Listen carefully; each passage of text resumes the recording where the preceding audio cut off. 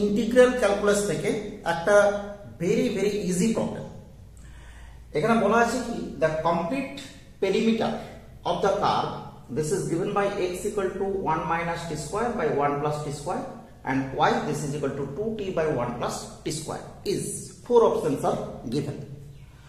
তো দেখো এখানে আমরা যদি একটু লক্ষ্য করি যে x যেটা দেওয়া আছে 1 minus t square by 1 plus t square and y this is 2t by 1 plus t square।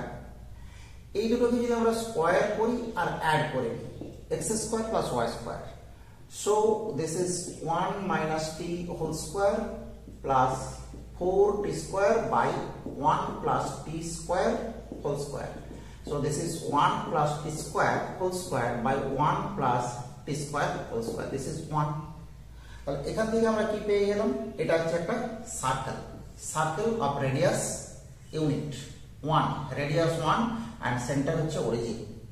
তো আমরা জানি কি যে সার্কেলের যে পেরিমিটার এটা কি হয় 2 পাই আর, তো রেডিয়াস হচ্ছে 1, তার মানে দেখা গেল 2 into pi into 1, so this is 2 pi. So perimeter আমরা কি পেয়ে গেলাম, পেরিমিটার হচ্ছে option number C, this is 2 পাই।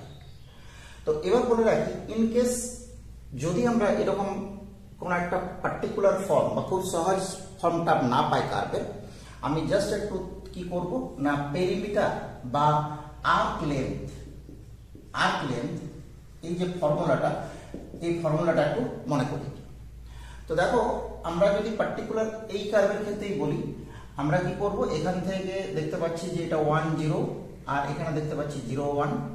আমরা যেহেতু এই কার্ভটা হচ্ছে চারটে কোয়াড্রেন্টে হচ্ছে symmetric, so arc length s this is given by integration 4 into x equal to 0 to 1, this is 0, this is 1 because this to this 0 to 1 ds, this is the small arc, this is ds। এই ds করে টোটালটা করলে আমরা কি পাবো, পুরো আর্কটা পাবো। তো দেখো আমরা এটা জানি ডিফারেন্সিয়াল ক্যালকুলাস থেকে 4 into 0 to 1 root ds square, and আমরা অলওয়েজ জানি কি ds square this is equal to dx square plus dy square। এখান থেকে কিন্তু আমরা পেয়ে যাব কি, আমরা পেয়ে যাব 4 into 0 to 1 root dx square plus dy square। এখান থেকে আমরা করতে পারবো 4 into 0 to 1 root, আমরা যদি dx স্কয়ারটাকে কমন নিই তাহলে কি হবে, dx থেকে গেল এটা হচ্ছে 1 plus dy by dx whole square। তার মানে এখান থেকে এই যে x square plus y square equal to 1 আমরা পেয়েছি, এখান থেকে যদি ডিফারেন্সিয়েট করে dy dx বার করি, এখানে পুট করার পরে ইন্টিগ্রেশন করলে আমরা দেখব যে রেজাল্ট কিন্তু 1 পাবো। ঠিক আছে, এবার বলে রাখি এটা যদি যেহেতু প্যারামেট্রিক কার্ভের ক্ষেত্রেও কিন্তু আমরা ইন্টিগ্রেশন করে এর পেরিমিটার বার করতে পারবো। তখন ফর্মুলাটা কি হয়ে যাবে, তখন আমরা এখান থেকে এই লাইনটাতে আসবো না, আমরা চলে আসবো এরকম, আমরা চলে আসবো যে this is equal to 4 into integration root dx by dt whole square plus dy by dt whole square। Clear? তো dx by dt whole square dy by dt whole square একটা dt দিয়ে এখানে মাল্টিপ্লাই করব, তার মানে এটা হচ্ছে formula হয়ে গেল কিন্তু প্যারামেট্রিক কার্ভ। এবার আমাকে খেয়াল রাখতে হবে যে তখন কিন্তু এই x এর রেঞ্জে ইউজ করছিলাম, x এর রেঞ্জ ইউজ করা যাবে না, t এর রেঞ্জ ইউজ করতে হবে।